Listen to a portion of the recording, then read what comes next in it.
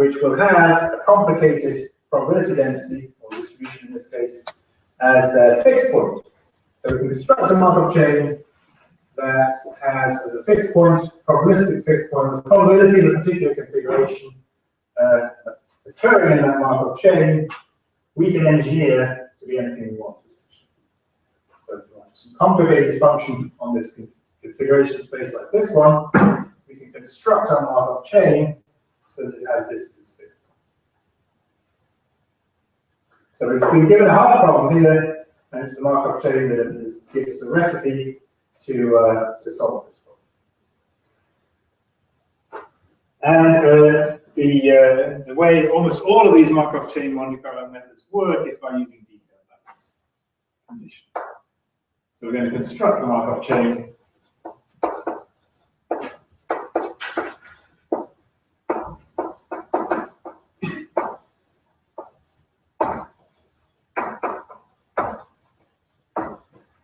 Using detailed balance condition. Now, because this is so ubiquitous, almost every algorithm we see, if you write see a new paper that proposes some new algorithm, it's almost certainly somewhere in there, in section 3.7, there's going to be some proof of detailed balance. Why does this algorithm have any detailed balance? But it's actually not a necessary condition at all. It's just a very, very useful.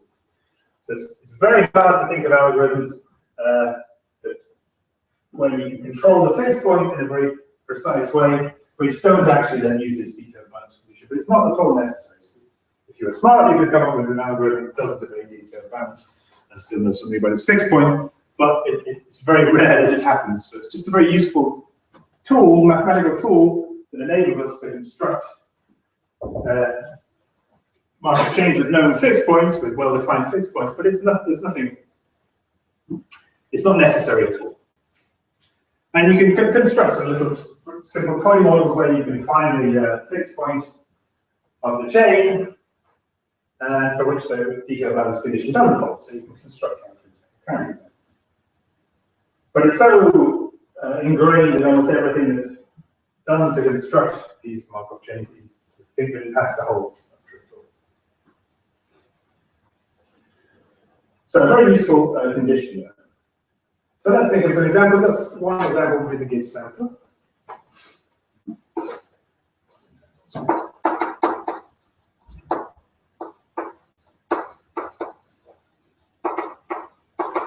Oh yeah, so I mean, one of the specific points is that these Markov chains are not unique. So we can construct lots and lots of different Markov chains, which all have this. So it's not like once you write down a fixed point distribution that you're trying to sample from, that doesn't fix, that doesn't determine that your recipe is so free. Engineer the Markov chain with this fixed point. So there are lots and lots of different Markov chains in general that we've implemented, which have this.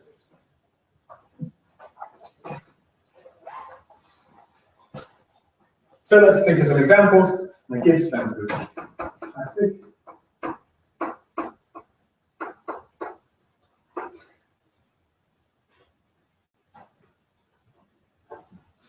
And the Gibbs sampler is a nice example of one that we can translate into a parallel code quite easily. I'm sure just wrote that picture. Back in.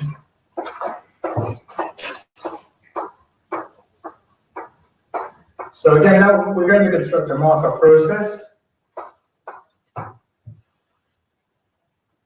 And that is defined in terms of transition. So we're going to imagine that we've got a current state of the system, one of these possible configurations. The system is currently in some state. We're going to try and tweak it, maybe change state to generate a new state. So all on our grid, there's some values of these spins, pluses and minuses, plus and minus 1.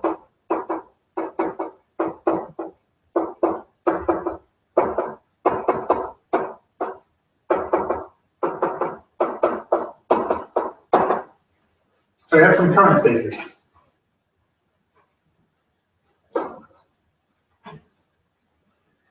And for the Gibbs sampler, what we do is we pick out one site, one degree of freedom in this system, which corresponds to one site.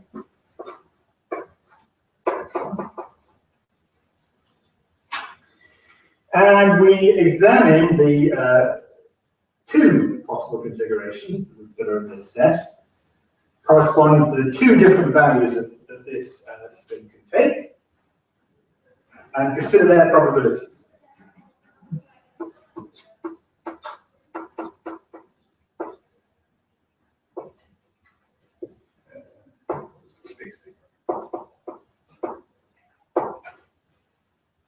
So we look think about this conditional probability.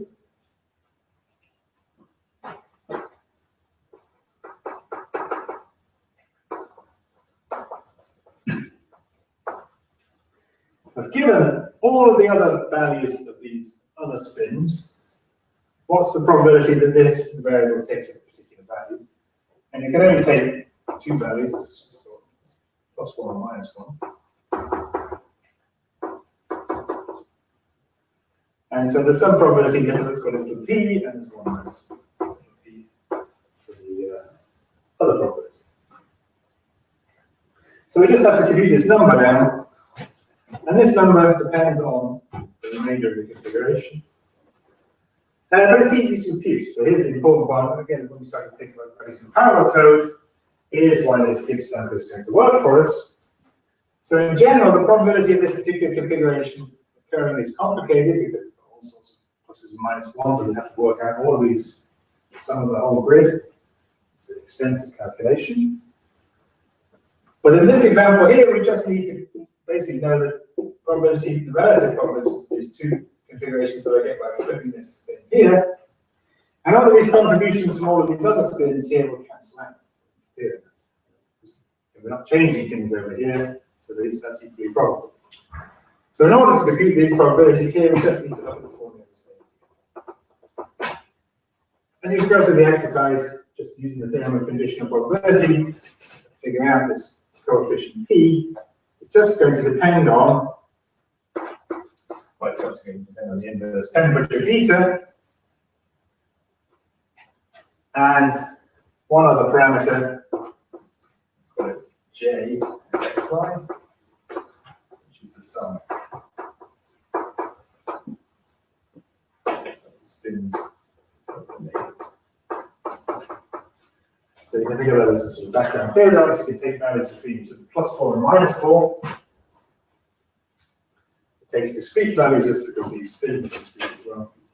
And so given this value and the value of beta, I can work out its probability. But this is like I say, the reason this is going to be parallelized neatly is because this is a local calculation. So it's a bit like our sort of sparse matrix, applying our sparse matrix exactly. You recycle lots of code. You have a code to solve the conjugate gradient for the Laplace algorithm. You can stop. That's a very useful starting point for writing a code to simulate easy, but they're very similar. And so again, we have this nearest neighbor stencil that we have to compute. And so now you see already, as you're starting to organize the data inside our computer's memory, the way you do that is going to look quite similar to the way you would solve the Laplace equation, partial differential equation that we were looking at last week. So it's an easy enough exercise to work out this expression. It just depends on the inverse temperature and these parameters. And in fact, you might have sort of little lookup table because there's only what are they? 5 different values of J. So you can translate this into code very straightforwardly. And you can also see a very simple recipe now. Okay, sorry. So we're going to draw a new value in this from this distribution. That's the Gibbs stamp. So the Gibbs stamp, you can just work out this probability that if I were to sort of throw away the value at the side and draw a fresh value from this distribution, a new value of ±1. And what would that distribution look like? We just compute it and we draw from this distribution. And so you can see, of course, that's fairly trivial to turn into software. We just compare the uniform variable random number against P. So there's one line of code basically. Once we've computed P, drawing from this distribution is true. And so then what we do is we basically take site xy, compute the 4 nearest neighbors, throw away the value of that site, draw from this distribution, and load in that new value into that site. So that's a simple. So now, of course, it's again a reasonably simple exercise. Again, using the theorem of conditional probability. to demonstrate that this algorithm, simple, I wouldn't do it down here, but it's a detailed balance condition for this fixed point. Good, okay, let's turn that into some code and think about alternatives.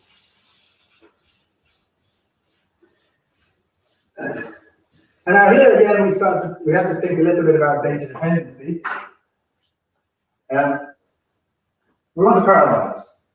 So we want to have lots of compute cores, NPI cores, working on our grid simultaneously, making changes.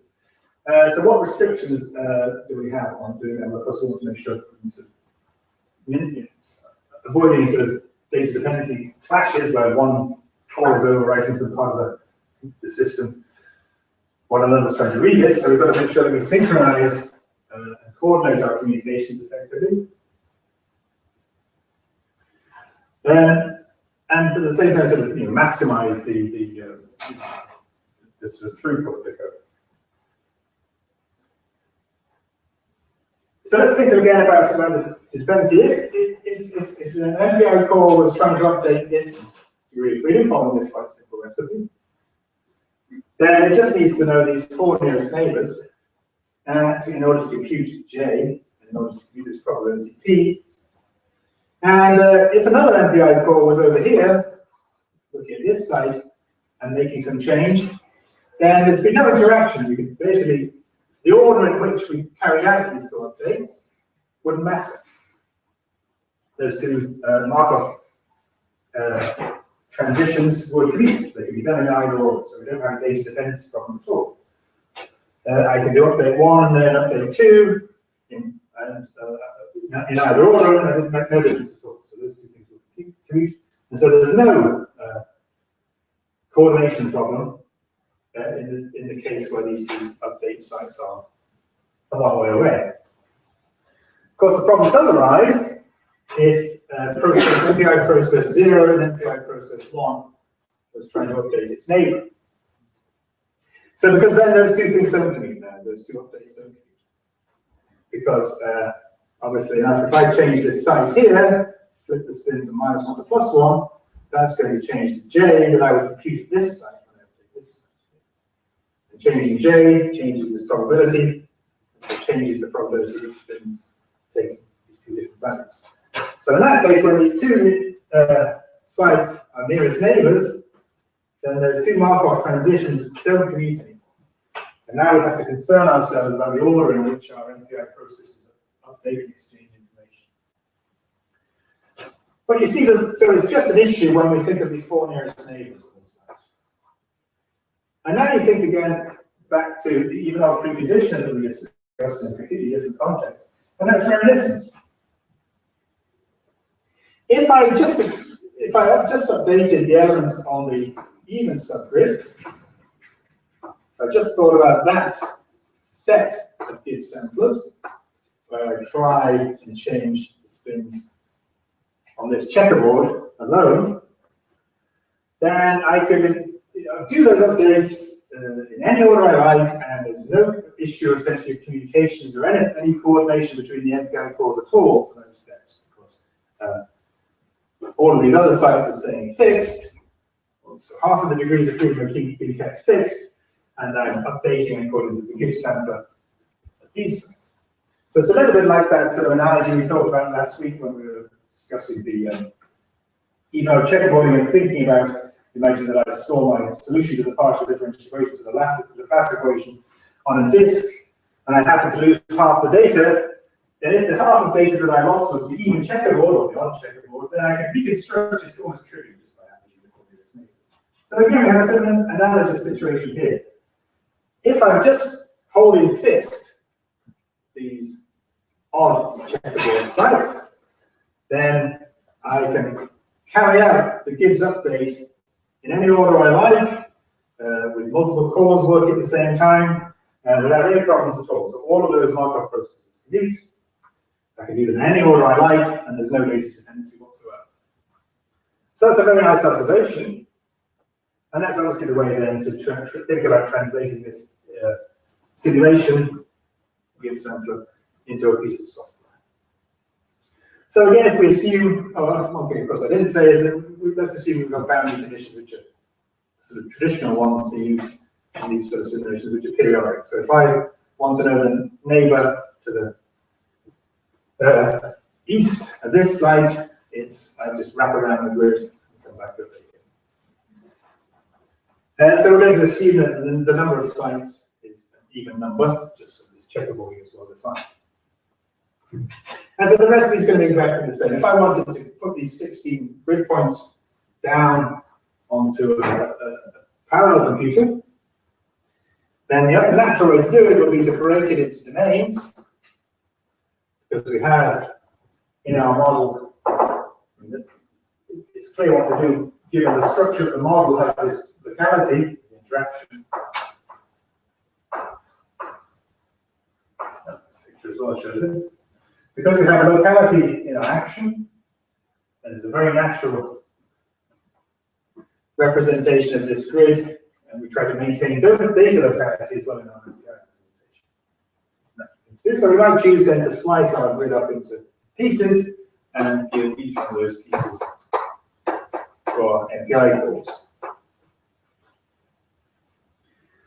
And so now we have an algorithm that will parallelize very nicely. And basically what that's going to be is update just the even grid points, holding the odd grid points fixed.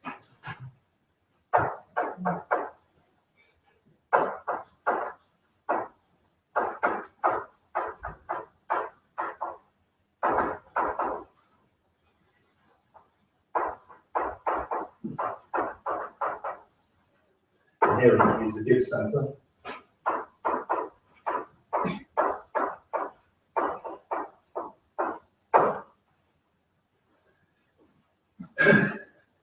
And then we'll update the odd points.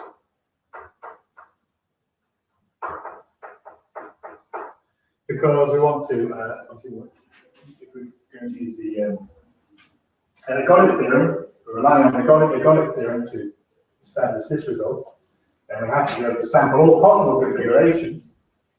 So we have to make changes to all possible degrees of freedom. We can't just hold the odd grid points fixed forevermore, because this expression here, this expression relating these sums to these expectation values uses the ergodic theorem, and the ergodic theorem only holds when we can get to all possible configurations of all others. So we've got to update the other sites as well.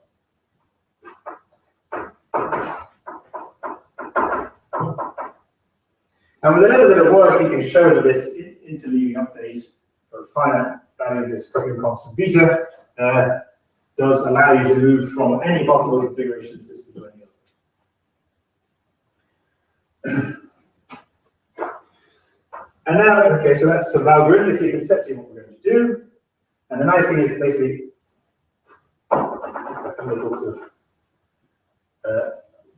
dotted line in the middle there, which we'll come back to. Obviously, enough that the MPI course can be working on this set without any need to coordinate or exchange information at this stage.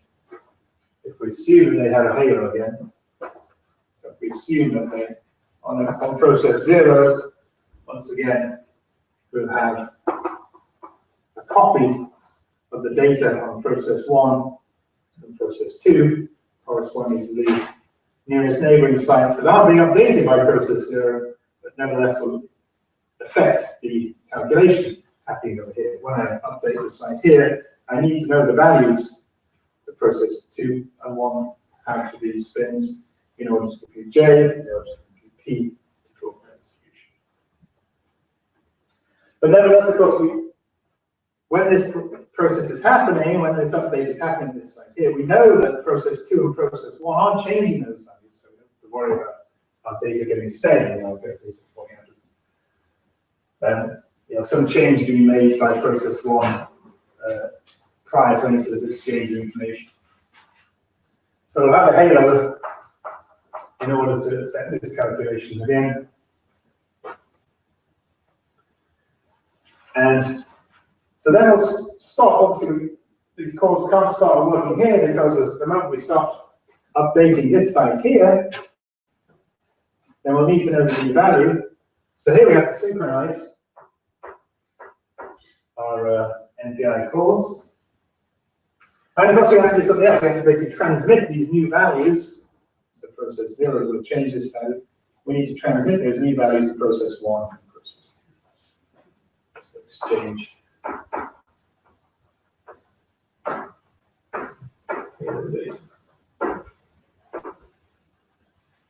And this exchange step sort of acts as a synchronization step as well. So obviously when we write our NPI code, we make sure that these communications act as a synchronization barrier, so we don't start this task here until all of this communication step finishes. Unless we're writing a very sophisticated code where we've got very large blocks and we can do internal updates before these exchanges complete. So in a simple implementation, we basically would use this as a synchronization step. We could perhaps make that more fancy and enable some overlap of communication and calculation by writing more sophisticated code. And obviously, there's another exchange based instead.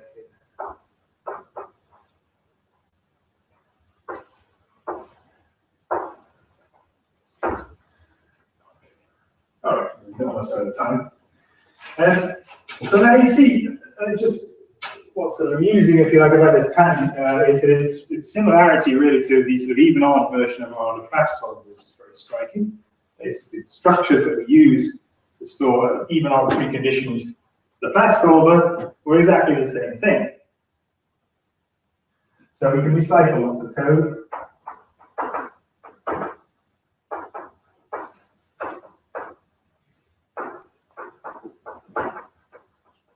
So when our solver had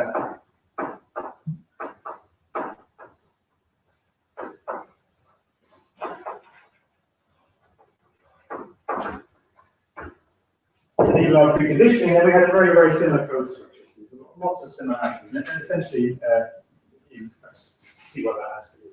So again, these will be similar steps in our implementation of the shear complement of the Laplace operator in this even-odd preconditions. So does this have any impact on the performance of our code, just to finish up?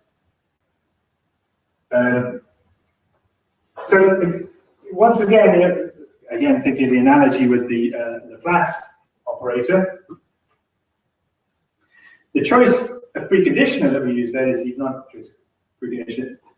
In order to define that, we have to order the sites in our vector, the numbers in our vector, in some particular way. We had to put the even sides first in our vector, write those out first at the top of our vector, and at the bottom of our vector we put the odd sides. And when we write the vector that way, then the Laplace operator has a block structure that's very natural to define a precondition. Well, what we've done here is we've defined our Markov process. Remember what I said, that basically these Markov chains are not unique. So I can write down many, many different Markov chains which have the same fixed point. Well, so I've taken a particular trace here, and now of course there's lots of alternatives. And what I've done is I've defined a particular Markov chain which will be different from others, where I visit these sites in a particular order. Now, once I visit the even sites first and then the odd sites, then actually, of course, the order in which I visit those even sites doesn't matter. That's why I can parallelize effectively. But nevertheless, I have ordered the sites in semi-ordered sites. And there would be an alternative way of doing it. If I was writing a serial code, I could choose to visit these sites in just sort of simple lexicographical ordering, just moving X first, then Y. And that would define a different Markov process. But one, of course, it would be tricky to parallelize that one because we have this data dependency problem. It would be difficult. When I come to update this site here, I need to make sure that I've finished all of the other previous updates because data is getting swept across the grid as I perform all these updates. So I couldn't start the task of carrying out this update at this site until all others have finished. So I introduce a very complicated data dependency when I choose my site order in that different way. That's very difficult to parallelize. Nevertheless, I could do that if I had a serial code. I could do that. If I had a single MPI core, I could just ask it to open this side and this one and this one. And obviously, there's not a synchronization problem in that case. But doing so defines a different Markov chain. And it turns out there is a small impact because that different Markov chain has different mathematical properties. The mathematical property that we're most concerned with is the notion of autocorrelation. Of course, when I do one of these updates, I end up with a new configuration of the system which is statistically correlated to the previous one. And those correlations are bad. If I'm trying to construct, if I'm trying to sample, so draw from this distribution, I want to have independent samples in this sum. So these configurations, it's better if these configurations are independent, I get a smaller benefit. So autocorrelation is those correlations between entries in the chain are bad, so minimize those. And it turns out that if I choose this lexicographic ordering, then I have an update that sort of pushes information, sweeps information across the grid more effectively, and it has a smaller autocorrelation. So that's an unfortunate problem that we have. Again, it's sort of a trade-off, a cost-benefit analysis trade that we have to pay in order to be able to write down an NPI algorithm, has an impact on the mathematics of the system that we've constructed. So we're constrained to choose particular Markov chains in order to solve the data dependency problem. And in that constraint, we don't necessarily end up with the optimal choice of Markov chain in order to minimize autocorrelation. There's a payoff. There's a sort of cost-benefit analysis that we have to, the trade-off between something we can parallelize and the best choice of cycle, which is unfortunately not the best. So the one we can parallelize is unfortunately not the best. Okay, well, so I'm kind of out of time almost. So let's finish up there. And some of you are now going to write some code for your project to draw from. Basically, do this for more complicated models. But again, you can see now that the recipes that we would try to implement in order to do that are basically just slightly more complicated versions of this recipe here. So the Gibbs sampler applies to more complicated field theories, where the degrees of freedom living in these sites are more complicated things. We can still write down a Gibbs sampler. If we have an action that's near its neighbor, and it's still the case of this recipe for translating that into an MPI. And unfortunately, also still the case of these autocorrelation problems. Okay, good. Let's finish up there. So after lunch, I think we're back here at 2 o'clock, and John is going to tell us about some data analysis aspects. So statistical analysis, analyzing statistical data, sample data, all that good stuff, jackknife and fitting and so on. All right, good. So see you at 2 o'clock. Back here. So this is our home now for the next 2 weeks. Hopefully no more room changes. We should be in here. Nobody's going to try and come in here, so we can fight off anybody who wants to use this room. This is our room. So no more room changes. We're back in here for the remainder of the workshop, except for the lab. We're either here or in the lab for the remainder of the meeting. All right, good. So back here at 2 o'clock, and again, if you're still struggling with projects, something to get done by presentation time next week, do make sure to talk to me either now or at 2 or 3 or whatever it is, and we can think about topics. I hope you're making, those of you who have a topic are making some progress. Obviously, if you get stuck or you get a bug, then do make sure to come and find me, and I'll do my best to debug your code for you, although I can't guarantee it. But we can certainly talk about any problems. I'd be happy to discuss problems as they crop up.